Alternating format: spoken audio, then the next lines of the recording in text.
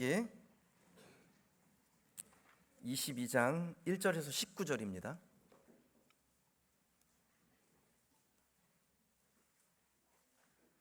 창세기 22장 1절에서 19절까지 말씀 제가 봉독하겠습니다.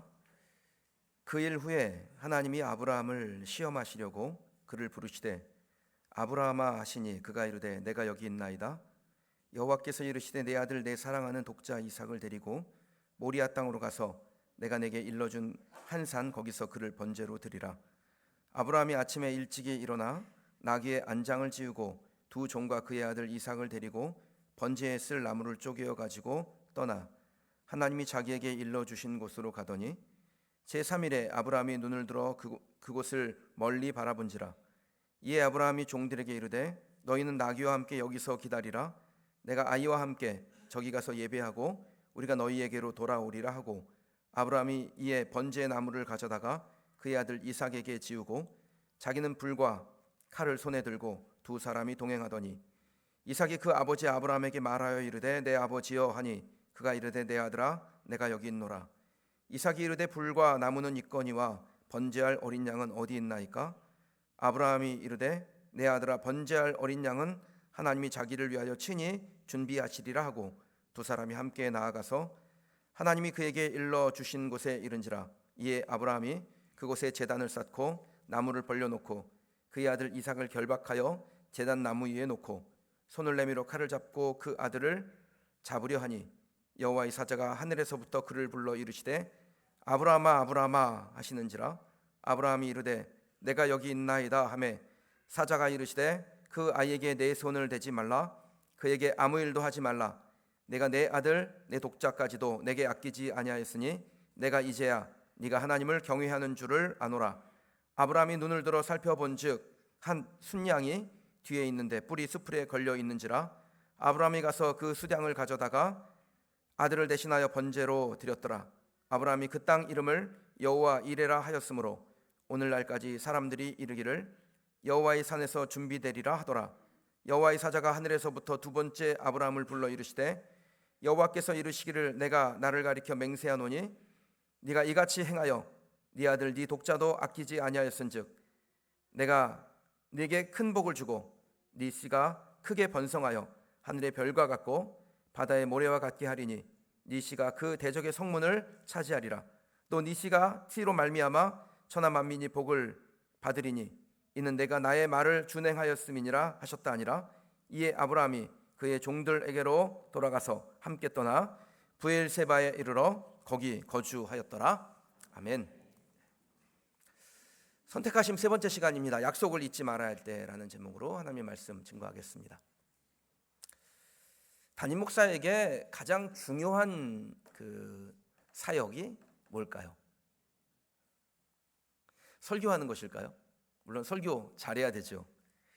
근데 설교는 가끔 못해도 성도들이 좀 봐줍니다. 이번 주에 좀 못해도 다음 주에 잘 준비해서 단에 서면 성도님들이 은혜 받았다고 이렇게 얘기를 해줍니다. 그런데 담임 목사가 절대 실수하지 말아야 될 부분이 있습니다. 그건 잘해야 되는 것이 있어요. 그것이 무엇이냐면 인사입니다.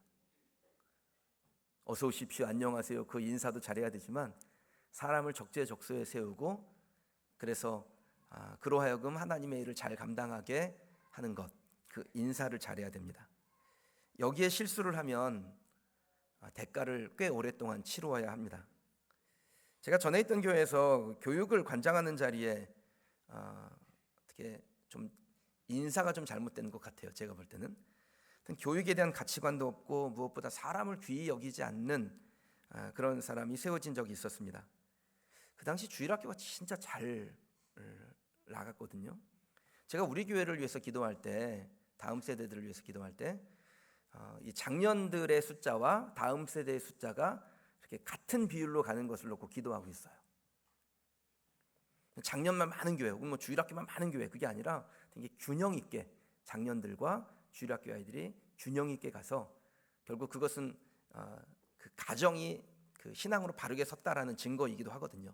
그래서 그렇게 되기를 기도하고 있는데 그 당시가 조금만 노력하면 될 것 같더라고요. 그런데 이분이 교육의 책임자가 돼서 그 일을 하는데 제가 볼 때는 정말 이거는 봐줄 수 없는 지경이었어요. 예산이 남았다고 그 임원들끼리 해외 여행을 가려고 계획을 하지를 않나. 각 부서 부장들을 무슨 아랫사람 대하듯 그 하대를 하질 않나. 그리고 일반적으로 주일학교 교육자들이 조금 나이가 어립니다.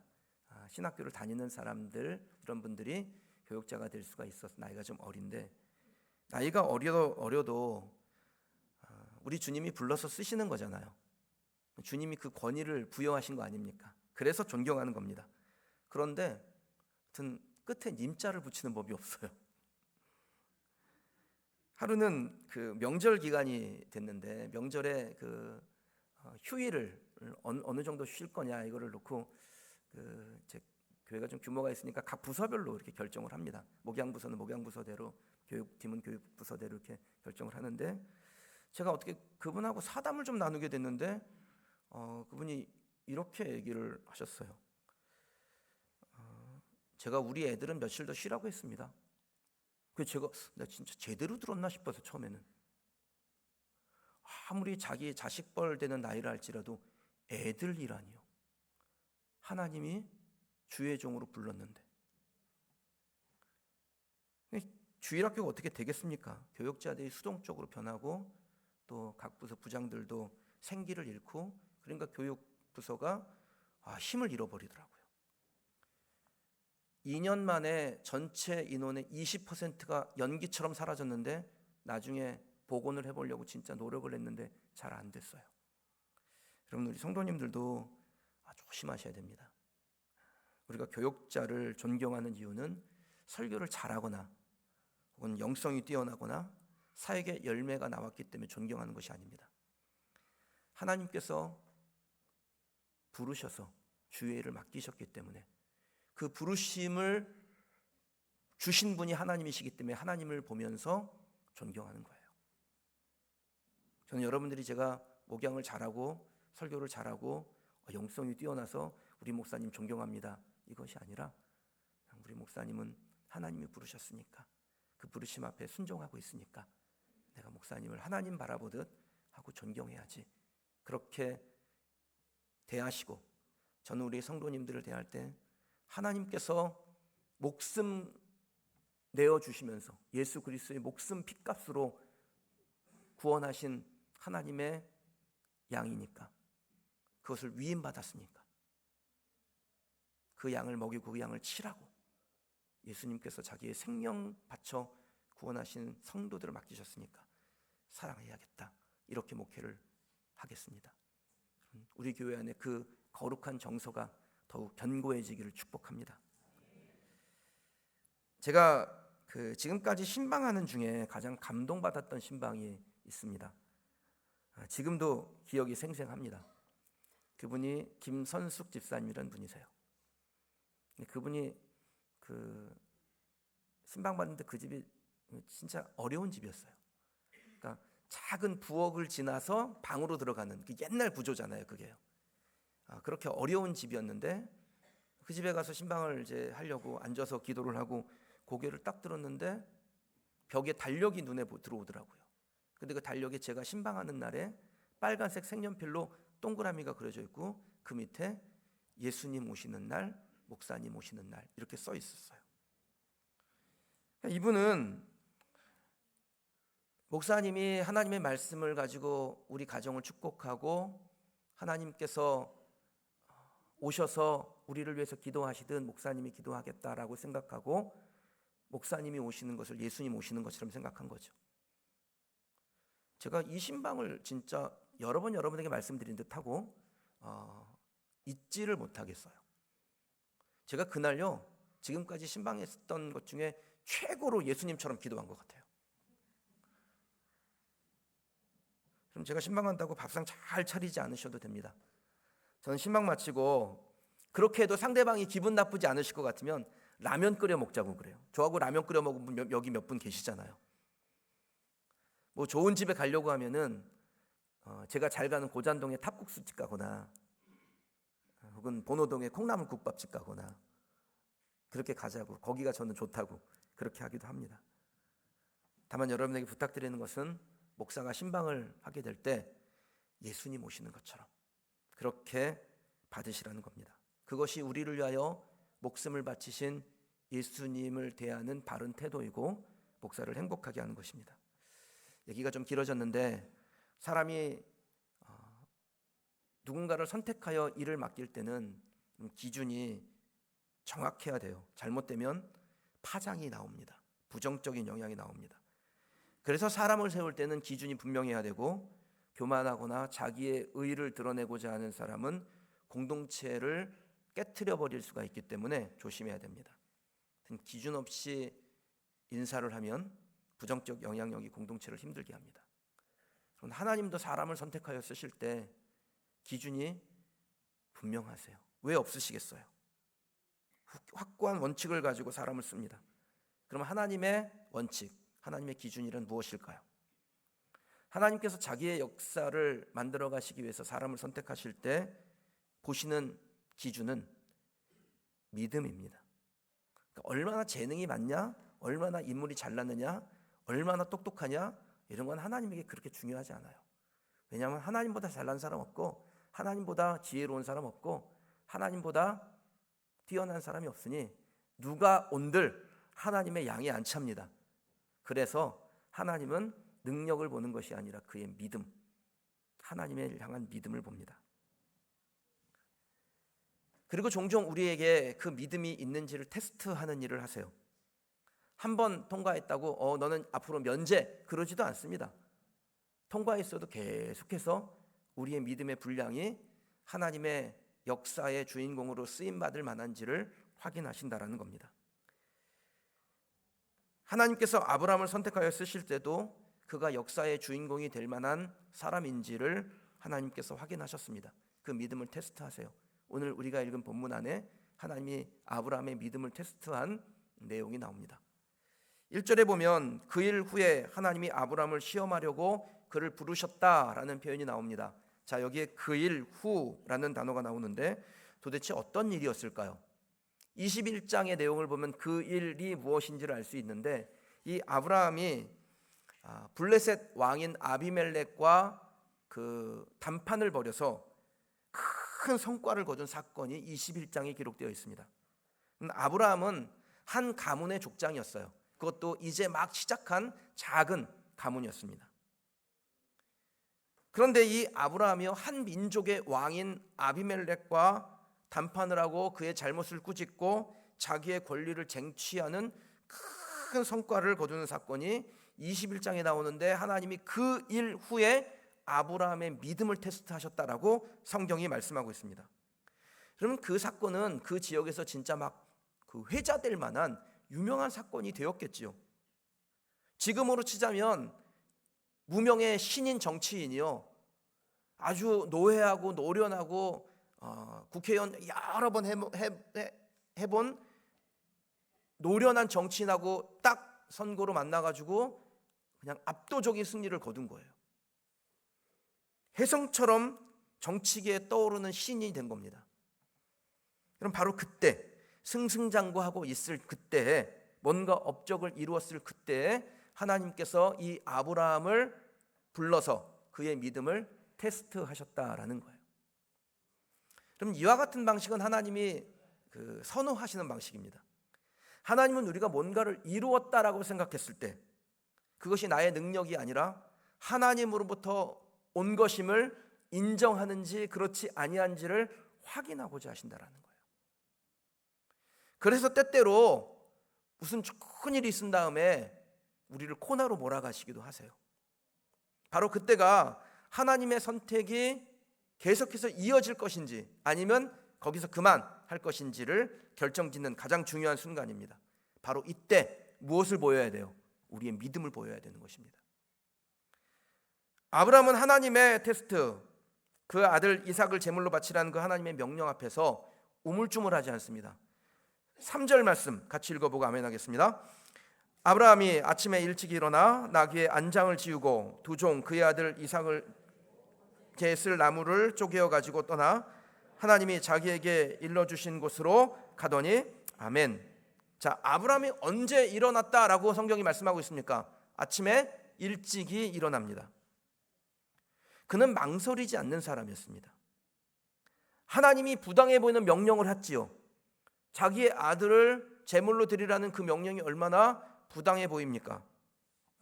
그래서 하나님의 명령이 부당하기 때문에 그 명령을 거절하거나 하나님의 명령이 진짜인지 아닌지 확인하기 위하여 역으로 하나님을 테스트하는 일을 하지 않는 사람이었습니다.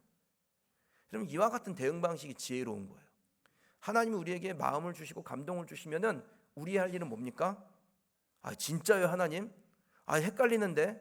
아닌 것 같은데? 부담되는데요? 이것이 아니라 그 마음의 부담, 갈등을 안고서도 하나님 앞에 즉시 순종하는 것입니다. 하나님의 말씀을 처음 들었을 때 아브라함이 진짜 헷갈렸겠지요. 갈등이 전혀 없었겠습니까? 무지 갈등이 생기죠. 누구나 당연한 거 아니겠습니까? 그럼 이삭은 하나님의 언약의 중심에 있습니다. 그러니까 하나님이 확실하게 말씀하셨어요. 내 사라와 너를 통해서 태어난 아들로 인하여 그 씨가 만민을 이루고 열국을 이루고 넌 열국의 아비가 되며 그로 인하여 하나님의 구원의 역사, 구속사가 완성된다. 이것이 하나님의 계획이고 하나님이 아브라함과 한 약속이었습니다. 그런데 그 이삭이 제물되어 죽으면 하나님의 약속이 어떻게 됩니까? 다 꽝 되는 거 아니에요. 그러니까 이게 뭐가 지금 맞아 들어가질 않는 거예요. 하나님의 약속은 분명히 있는데 그 하나님의 약속을 하나님이 이행하실 건데 이 아브라함이 제물이 돼서 죽으면은 하나님의 약속이 다 무산될 텐데 이게 어떻게 된 것이지? 아브라함이 매우 헷갈리고 갈등이 될 만한 상황을 만난 겁니다. 그런데 아브라함이 그 갈등되는 상황에서도 하나님께 일단 순종을 합니다. 그 당시 아브라함의 마음의 상태를 히브리서가 이렇게 설명을 해요. 그가 하나님이 능히 이삭을 죽은 자 가운데서 다시 살리실 줄로 생각한지라 비유컨대 그를 죽은 자 가운데서 도로 받은 것이니라. 그러니까 아브라함의 그때의 마음의 상태는 어땠냐면 하나님은 언약을 이행하신다. 절대로 어기지 않는다. 그런데 이삭을 제물로 드리면 그는 죽는다. 그럼 하나님이 언약을 지키실 거니까 이삭을 그 죽은 자 가운데서 다시 살리신다. 이것이 아브라함이 가지고 있었던 마음의 상태입니다. 하나님이 아브라함과 언약을 맺으실 때 짐승을 가져다 반으로 쪼개고 그 사이를 하나님이 지나가세요. 아브라함은 못 지나가게 합니다. 하나님만 지나가요. 그런 언약의 방식을 베리트 언약이라고 하는데 그 쪼개진 짐승 사이로 지나가면서 언약을 맺으며 무엇을 약속하는 거냐면 만약에 이 약속을 어기면 이 쪼개진 짐승처럼 죽게 된다라는 겁니다. 그러니까 하나님은 아브라함과 그 짐승을 쪼개놓고 그 사이를 하나님이 지나가셨기 때문에 아브라함과의 언약을 하나님이 깨시면 하나님이 죽는 거예요. 그러니까 아브라함은 그것을 아는 겁니다. 하나님이 그렇게 하실 수 없다. 그러면 답은 하나, 이 이삭을 죽은 자 가운데서 다시 살려서 내게 돌려주신다. 이것을 믿고 가는 거예요. 이것이 아브라함이 그때 가지고 있었던 마음입니다. 사랑하는 성도 여러분, 언약의 주인이신 하나님을 믿으시길 바랍니다. 우리가 언약을 믿을 때 하나님이 만들어 가시는 놀라운 하나님의 역사의 그 스토리의 주인공이 될 수 있습니다. 아브라함은요, 언약의 하나님을 믿은 거예요. 다른 하나님이 아닙니다. 언약의 하나님을 믿습니다. 비록 이삭이 죽어도 그 죽은 자를 도로 찾아주실 하나님을 믿는 거예요. 그러니까 하나님께서 어떤 일을 하세요? 주인공을 확정이라고 말씀하세요. 12절을 한번 읽어보실까요? 읽겠습니다. 내 손을 대지 말라. 그에게 아무 일도 하지 말라. 내가 내 아들 내 독자까지도 내게 아끼지 아니하였으니 내가 이제야 내가 하나님을 경외한 줄을 아노라. 아멘. 아브라함이 이삭을 죽이려고 칼을 높이 쳐들었는데 내리치려는 순간에 하나님께서 사자를 보내서 급히 부르세요. 얼마나 다급했든지 두 번이나 아브라함아 아브라함아 소리를 지릅니다. 그리고 하시는 말씀이 그 아이한테 손대지 마라. 그에게 아무것도 하지 마라. 내가 네 아들 독자까지도 내게 아끼지 아니하였으니 그 다음이 중요해요. 내가 이제야 내가 나를 경외하는 줄을 아노라. 그럼 이거 매우 의미심장합니다. 내가 이제야 하나님을 경외한 줄 알겠다. 이게 무슨 말씀이에요? 아브라함이 이삭을 제물로 드리려고 확고하게 마음을 정하고 갈등은 되지만 두려움은 있지만 하나님은 약속을 이행하시는 분, 언약을 지키신 하나님이라고 믿고 그 칼을 들고 진짜 내려치려고 하는 순간에 하나님께서 아브라함이 참으로 하나님을 경외하는 사람, 하나님의 언약을 계승할 만한 그러한 자격을 가지고 있는 사람이라고 확증하셨다라는 거예요. 하나님은 오랫동안 아브라함과 언약에 대한 대화를 나누셨어요. 창세기 12장부터 22장까지 계속해서 그런 대화들이 나오죠. 서로 약속도 했습니다. 그러나 하나님은 진짜 아브라함이 이 언약을 이행할 수 있는 주인공이 될 수 있을지에 대한 확증, 마지막 도장은 안 찍으신 거예요. 그런데 이 모리아산에서 자기 아들을 하나님 앞에 제물로 드리라는 그 명령에 절대 순종할 때 하나님께서 주인공으로 확정하는 결정을 내리십니다. 여러분, 우리가 인생의 그 의문보를 만날 때가 있습니다. 이게 뭐지? 이거 좀 헷갈리는데? 이럴 때가 있죠. 여러분, 그 의문부호가 여러분의 실패를 말하는 것이 아닙니다. 도리어 그것은 하나님의 마지막 테스트일 수 있습니다. 하나님께서 우리에게 베풀어 주신 그 언약을 우리가 감당해낼 사람이인지 아닌지를 확인하기 위해서 하나님이 하시는 마지막 점검일 수 있다는 겁니다.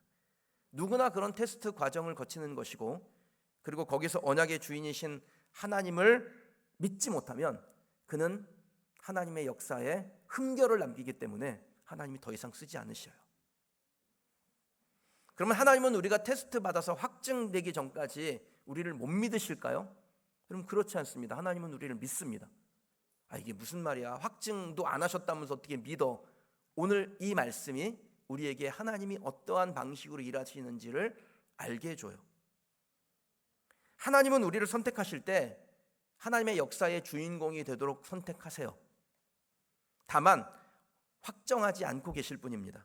그래서 언제든지 확정이 되면 주시려고 다 그를 위한 모든 것을 준비해 놓고 계세요. 하나님의 언약이 시작될 때 하나님의 준비도 시작이 된다라는 겁니다. 그러나 하나님이 일하시는 방식은 사람과 같지 않습니다. 사람은요, 사람을 못 믿어요. 그래서 일을 시켜놓고 그 일이 맞춰지면, 좀 결과가 나오면, 완성되면 그때서야 보상을 하려고 준비를 합니다. 저희 집 큰애가요, 이번에 중간고사를 보는데 공부를 좀 열심히 하더라고요. 근데 저한테 와서 하는 얘기가, 아빠, 나 이번에 시험 잘 볼 거야. 그래서 잘 봐 그랬죠.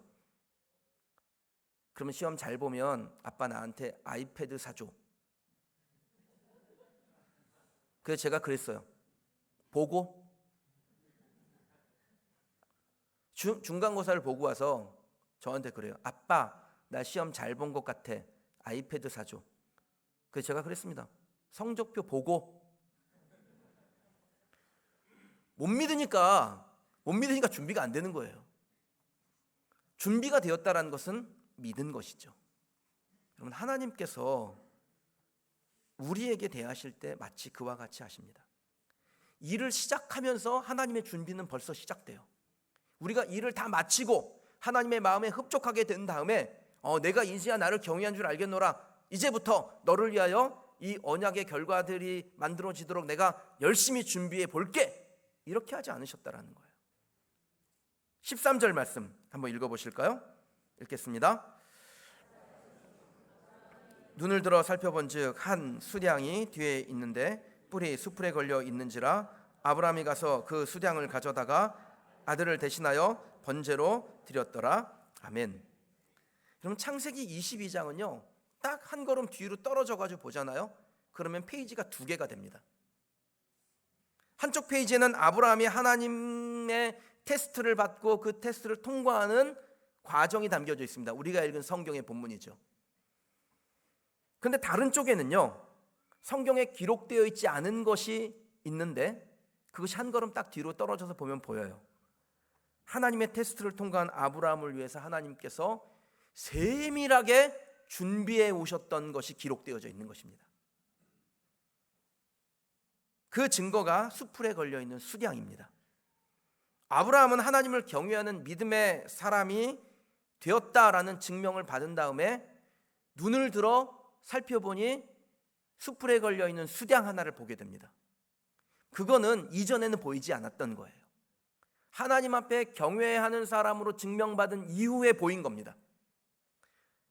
그럼 도대체 그 수량은 언제부터 그 수풀에 걸려 있었을까요? 아브라함이 하나님의 테스트를 받고 난 다음에 걸린 것일까요? 아니면 원래부터 거기에 걸려 있었던 것일까요? 그럼 야생의 양은 우리가 생각하는 순한 양, 그런 양이 아닙니다. 아주 힘이 좋습니다. 야생의 양이 얼마나 힘이 좋은지 제가 경험담을 알려드릴게요. 우리 큰아이가 어렸을 때 한 4살 때쯤 됐을 거예요. 이 아이를 데리고 제가 에버랜드로 놀러 갔어요. 근데 거기에 가니까 그 당시에 그 어린아이들이 그 동물을 체험하도록 울타리를 만들어 놓고 거기에 양들을 좀 풀어놨더라고요. 그래서 거기를 들어가려고 하는데 마침 그 앞에 추러스라고 그 길쭉한 과자가 있어요. 그 길쭉한 과자를 종이로 돌돌돌 말아놔요. 그러면 이제 그거를 아이가 먹고 싶어 해서 하나를 사줘가지고 그 추러스를 딱 들고 그 울타리 안으로 들어갔는데, 울타리로 들어가고 얼마 안 됐는데 양이 이 추러스를 물었어요. 그러니까 얘는 이거를 뺏기지 않으려고 막 잡아당기고, 양은 그거를 먹으려고 잡아당기고 하는데 양이 얼마나 힘이 센지요. 그래서 제가 누구 편 들었겠어요? 양의 편에 반대편을 들었습니다. 그래서 저도 같이 아이의 손을 붙잡고 잡아당기는데 와, 이게 당겨지지가 않아요. 이게 기름 종이로 둘둘둘 말려 있으니까 끊어지지도 않아요. 결국 그날 추러스를 뺏겼습니다.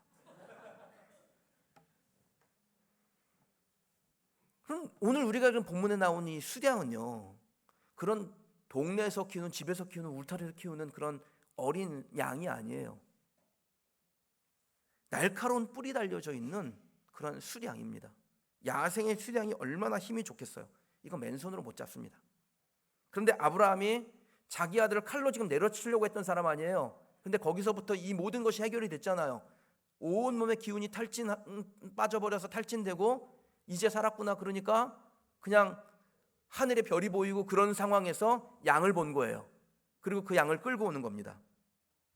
감정적으로 육신의 기운으로도 다 탈진한 사람이 방금 수풀에 걸려져 있는 수량, 팔팔하게 살아있는 그 수량을 끌고 온다는 것은 불가능한 일입니다. 그러니까 아브라함이 그 양을 끌고 오려면 이 수량도 아브라함 못지않게 기운이 탈진되고 그냥 뿔만 잡고 오면 질질질질 끌려오는 상태가 되어야 가져올 수 있는 거예요. 자, 그러면 제가 여러분에게 드린 질문에 답이 나오죠. 이 수량은 도대체 언제부터 이 수풀에 걸려 있었던 걸까요? 3일 전에 하나님께서 아브라함에게 말씀하셨던 그 순간에 양은 거기에 걸리는 겁니다. 다만 그것이 보이지 않았을 뿐이에요. 하나님이 일하신 방식은 이렇습니다. 명령하실 때 이미 보상도 준비를 하세요. 단지 눈에 보이지 않았을 뿐입니다. 그런데 언약을 믿고 하나님의 테스트의 과정을 거치면, 통과하면 하나님께서 눈을 들게 하시고 가려진 것을 보게 하셔요. 그것이 여호와 이레입니다. 저는 저에게도 여러분에게도 여호와 이레는 준비되어 있다라고 믿습니다. 다만 우리가 하나님이 우리에게 하신 말씀에 얼마나 믿음의 반응을 하느냐, 순종하느냐에 달린 것입니다. 저는 아브라함의 믿음도 대단하지만 그 아들 이삭의 믿음도 참 대단하다라는 생각을 해요. 여기 이렇게 보니까 아들하고 예배드리시는 분들도 몇 분 계시고 딸하고 예배드리는 분들도 몇 분 계신데, 여러분의 자녀들이, 오늘 여기 함께하지 아니어도 여러분의 자녀들이 이삭과 같이 되기를 축복합니다. 이삭이 믿음이 대단해요. 자, 모리아산으로 가는 동안 그럼 이삭이 앞으로 3일 후에 어떤 일이 벌어질지 전혀 몰랐을까요? 만약에 그랬다면요, 이삭의 IQ가 진짜 의심스러워요. 3일 길입니다. 그 3일 길을 가는 동안 누가 보더라도 앞으로 어떤 일이 일어날지 예측이 가능해요. 하나밖에 없는 아들을 죽여야 하는 이 아브라함이 룰루라라 노래 부르면서 갔겠습니까? 곡기조차 입에 대지 못할 만큼 힘이 들었겠죠. 세상의 온갖 시름을 다 뒤집어 쓴 정말 얼굴이 흑빛으로 변한 사람이 되었을 겁니다. 하나님 앞에 예배드리는 것을 무엇보다 기뻐하고 좋아했던 아브라함이 지금 예배드리러 갔는데, 제사 드리러 갔는데 얼굴이 죽을 상이에요. 게다가 재물이 없어요. 재물이 없는 제사는 있을 수가 없는데 잠시 쉴 때마다 물 한 모금도 마시지 아니하며 이삭을 바라보는데 그 눈빛이 너무 슬퍼 보여요. 그럼 이 정도 되면은 직감할 수 있죠. 무슨 일이 일어날지 느껴질 수밖에 없습니다. 그리고 아브라함이 이삭을 결박했을 때, 그럼 그때는 아브라함이 3일길을 그렇게 고민하며 갈등하며 정말 밥을 굶어가며 슬퍼하며 온 거예요. 온몸에 기운이 없어요. 의욕이라고는 다 빠져나가 버린 한 노인네가 혈기가 왕성한 젊은 청년 이삭을 결박하는데 결박이 잘 돼요. 그 제단 위에 올리는 것도 쉽게 올려요. 그럼 이게 어떻게 가능한 일입니까? 상식적이지가 않죠. 이거 어떻게 설명할 수 있습니까? 이삭이 하나님께서 그렇게 명령하셨으면 그렇게 되는 거지. 하나님이 그렇게 결정하셨으면 나는 제물이 되어야지. 자원함으로 제물이 되기로 결정한 거예요. 그래서 아버지가 덜덜덜 떨면서 줄을 묶는데 아버지 왼쪽으로 묶으셔야죠. 여기다 이렇게 끼셔야 잘 매듭이 지어집니다. 아버지 저 들고 제단에 올리기 어려우시죠? 그냥 밀기만 하세요. 제가 훌쩍 뛰어 올라갈게요. 이게 이삭이 한 결정이에요. 진짜 그 아버지의 그 아들이라고 할 수 있습니다. 그럼 이 아브라함과 이삭 부자에게 하나님께서 남기신 선물이 뭡니까? 하나님의 언약을 믿고 순종한 아브라함과 이삭에게 하나님께서 다시 한번 언약을 갱신시켜 주세요. 이전에 아브라함에게 했던 언약이 이제는 그 아들 이삭에게로 정확하게 유산으로 물려지는, 승계되어지는 사건이 그곳에서 일어납니다. 크게는 구속사의 언약, 그리고 작게는 명문 가문이 되는 언약이 아브라함과 이삭에게 동시에 주어집니다. 16절부터 18절까지의 내용이 하나님께서 아브라함과 이삭에게 주신 언약의 승계 과정인데 같이 한번 읽어보실게요. 이르시되 여호와께서 이르시기를 내가 나를 가리켜 맹세하노니 내가 이같이 행하여 내 아들 내 독자도 아끼지 아니하였은즉 내가 내게 큰 복을 주고 내 씨가 크게 번성하여 하늘의 별과 같고 바닷가의 모래와 같게 하리니 내 씨가 그 대적의 성문을 차지하리라. 또 내 씨로 말미암아 천하 만민이 복을 받으리니 이는 내가 나의 말을 준행하였음이니라 하셨다 하니라. 아멘. 여러분, 하나님의 언약이 아브라함에게만 있지 아니하고 그 언약을 누가 동시에 들어요? 이삭이 듣습니다. 그 언약이 계속해서 이어가는, 승계되어지는 사건이 일어납니다. 아브라함은 개인적으로 믿음의 명문 가문을 이루는 복도 함께 얻습니다. 지금까지 모든 하나님의 역사에서 쓰임받았던 사람들이요, 하나님께 동일한 것을 받는데 그 가문이 잘 되는 거예요. 언약을 믿는 사람에게 남겨진 것은 항상 그 후손이 하나님을 알고 하나님을 믿고 하나님으로부터 쓰임받아 언약의 계승자가 되었다라는 것입니다. 이 땅에서뿐 아니라 하나님 나라에서 명문 가문 되는 거예요. 사랑하는 우리 성도들, 여러분의 가정이 하나님 나라의 명문 가문, 그리고 이 땅에서도 하나님 앞에 귀히 쓰임 받는 믿음의 가문, 명문 가문 되시기를 주님의 이름으로 축원합니다. 전라도 어느 시골 마을에 참 가난하게 사는 한 아주머니가 계셨는데요, 이 아주머니가 평소에 욕을 진짜 잘했어요. 욕을 아주 찰지게 합니다. 얼마나 욕을 잘하는지요. 이 호랭이 물어갈 놈, 이 호랭이가 업어갈 놈, 이 호랭이 똥 같은 새끼, 욕을 하는데 동네에서 소문이 났어요. 그 유명한 호랭이 욕의 창시자였습니다. 어느 날 큰아들이요, 이 어머니에게 이제 한마디를 한 거예요. 나 도대체 엄니는 예수님 믿는다면서 뭐 큰 욕을 그렇게 허벌나게 해요. 그래갖고 예수님에게 뭔 복을 바꿨어? 그랬더니 어머니가 한마디를 툭 내던지는데, 몰라, 난 아무것도 모른게. 나는 우리 새끼들 예수님이 싹 다 잡아다가 하나님이나 뒤지게 시켰으면 좋겠다. 날마다 그렇게 기도한다께. 내가 뭘 알겠어? 난 뭐 아무것도 모른게. 근데 꿈인지 생신지 모르겠는데 예수님이 손에 금땡이하고 책을 가지고 가서 누굴 줄까? 그래서 내가 그랬단께. 책은 큰 놈 주고 금땡이는 작은 놈 주소. 그럼 믿음의 일대, 이 어머니는 진짜 무식했어요. 근데 이 어머니에게 소원이 있는데 하나님을 알고 하나님을 믿고 나니까 그냥 내 자식들이 하나님 위해서 살다가 하나님 때문에 죽었으면 좋겠다, 이게 소원이었던 거예요. 세월이 흘러서 어떻게 됐을까요? 여러분, 그 첫째 아들은 하나님이 잡아다가 뒤지게 하나님의 일을 시켰습니다. 목사가 돼가지고요,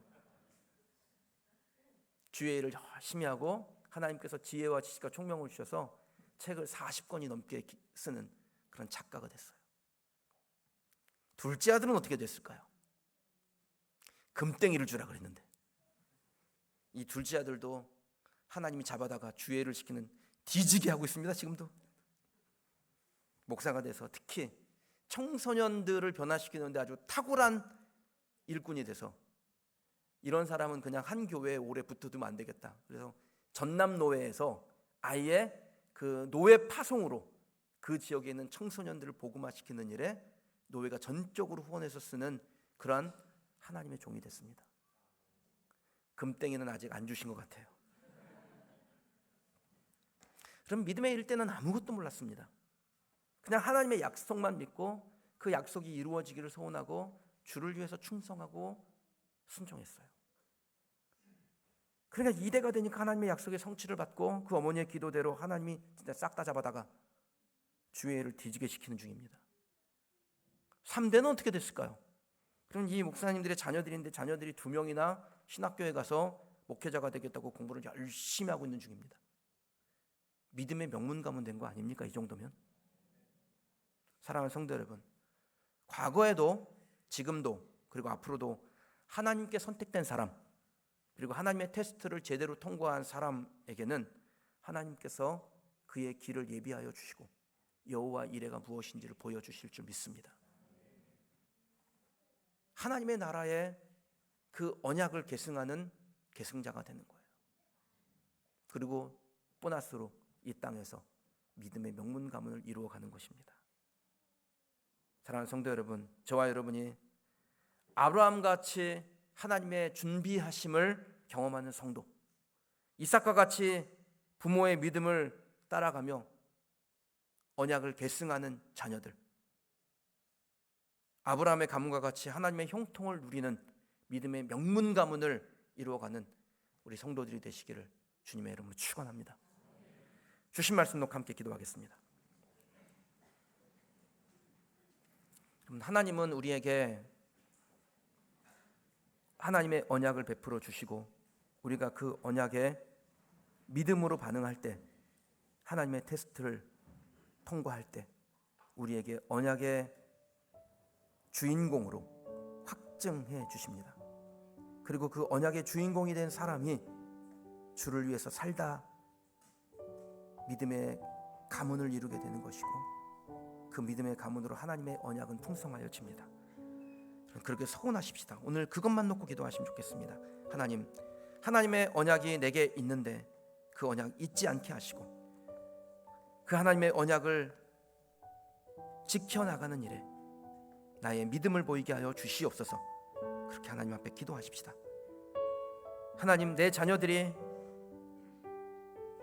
이 세상에서 유명해지는 것보다 하나님께 기억되는, 하나님에게 유명해지는 사람이 되게 하여 주옵소서. 그래서 믿음의 명문 가문을 이루어가는 우리의 자녀들이 되게 하여 주시옵소서. 그렇게 하나님 앞에 기도하십시다. 함께 기도하겠습니다.